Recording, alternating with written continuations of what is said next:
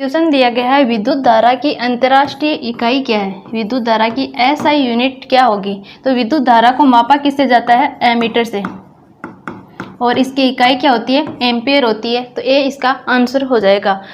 Volt किसकी SI unit है, विभवांतर की। विभवांतर की एसआई यूनिट क्या होगी, वोल्ट होगी। और कूलाम किसकी एसआई यूनिट है, आवेश की। आवेश की एसआई यूनिट कूलाम। ओम किसकी एसआई यूनिट है, प्रतिरोध की। तो ये बातें भी आपको ध्यान में रखनी है। तो आपका आंसर ए है इसमें। अगला क्वेश्चन, सूर्य में कौन सा परमाणु होता है। सूर्य में हाइड्रोजन परमाणु होता है। तो सी इसका आंसर होगा। हाइड्रोजन परमाणु को आवारा तत्व भी कहते हैं। आवारा तत्व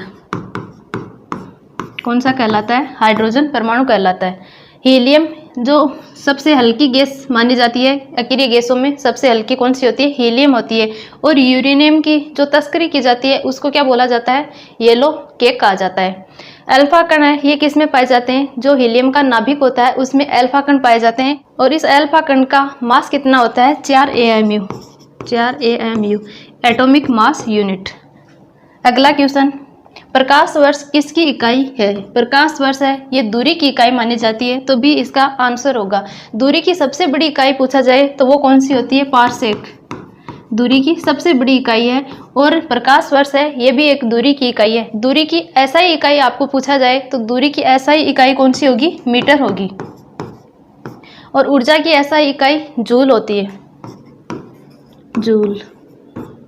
समय की एसआई इकाई सेकंड। और शक्ति की एसआई इकाई वाट होगी। अगला क्वेश्चन, पहला कृत्रिम उपग्रह कौन सा है। भारत का पहला उपग्रह पूछा जाए जो पूरी तरह से भारत में डिजाइन किया गया और भारत में निर्मित हुआ था, वो तो कौन सा है, आर्यभट्ट।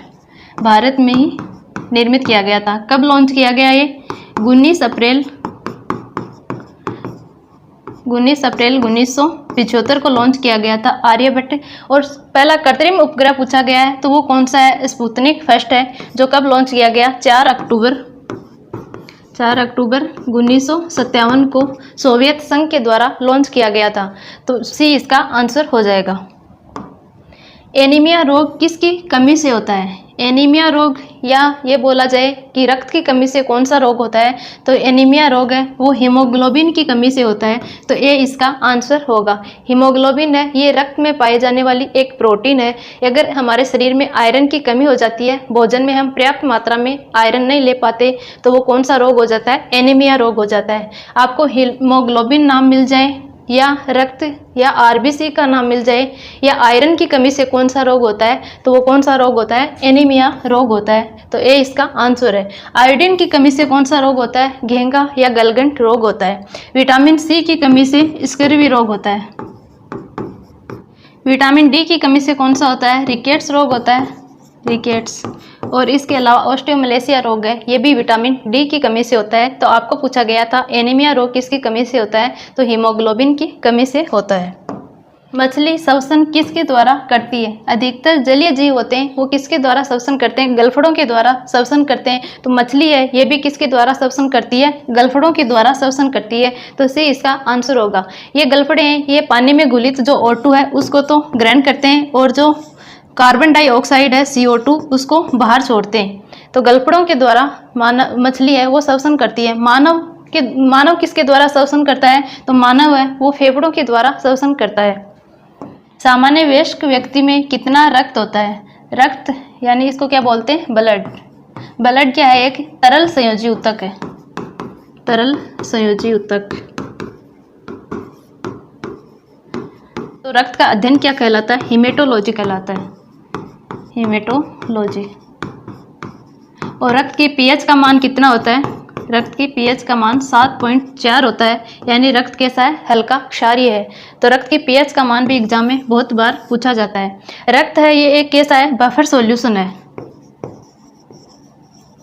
बफर सॉल्यूशन है। बफर सॉल्यूशन कौन से होते हैं? जो अपनी पीएच के मान में परिवर्तन हो रहा है तो उसका विरोध करते हैं, वो क्या कहलाते हैं? बफर सॉल्यूशन कहलाते हैं। तो ब्लड भी एक बफर सॉल्यूशन है। रक्त के सामान्य व्यक्ति में, वयस्क व्यक्ति है, उसमें रक्त की मात्रा की बात करें तो वो कितनी होती है? 5 से 6 लीटर होती है। या यूँ कहें कि हमारे शरीर का भार है उसका 8% क्या होता है? रक्त होता है। तो आपको पूछा गया है वयस्क व्यक्ति में कितना रक्त होता है, तो 5 से 6 लीटर भी इसका आंसर हो जाएगा। और रक्त की कमी से रोग पूछा जाए तो रक्त की कमी से रोग कौन सा होता है? एनीमिया रोग होता है। ईसीजी किस रोग का पता लगाने में प्रयुक्त की जाती है? ईसीजी का पूरा नाम क्या है? इलेक्ट्रोकार्डियोग्राम। इलेक्ट्रोकार्डियोग्राम। और हृदय का अध्ययन क्या कहलाता है? कार्डियोलॉजी। कार्डियोलॉजी। तो ईसीजी किससे संबंधित हो गई? हृदय से संबंधित हो गई। हृदय से संबंधित जो गतिविधियां होती है उनकी जांच करने के लिए किसको काम में लिया जाता है? ईसीजी को काम में लिया जाता है। हमारे शरीर का सबसे व्यस्त अंग पूछा जाए तो वो कौन सा होता है? हृदय होता है। ईसीजी की खोज किसके द्वारा की गई थी? डॉक्टर एथोवेन के द्वारा।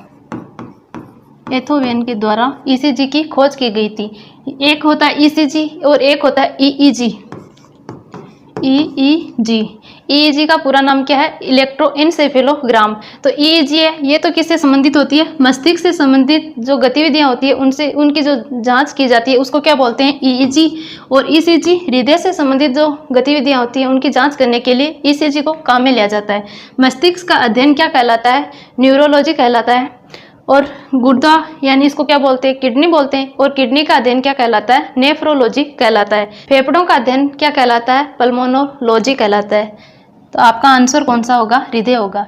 विश्व स्वास्थ्य संगठन यानी WHO की स्थापना कब की गई थी? तो WHO की स्थापना 7 अप्रैल 1948 को की गई थी। 7 अप्रैल 1948 को WHO की स्थापना की गई थी। तो डी इसका आंसर हो जाएगा। विश्व स्वास्थ्य संगठन का मुख्यालय कहाँ पर है? मुख्यालय जिनेवा में। जिनेवा में। और विश्व स्वास्थ्य संगठन का वर्तमान में अध्यक्ष पूछा जाए तो वो कौन है? टेड्रोस। WHO के वर्तमान में अध्यक्ष हैं।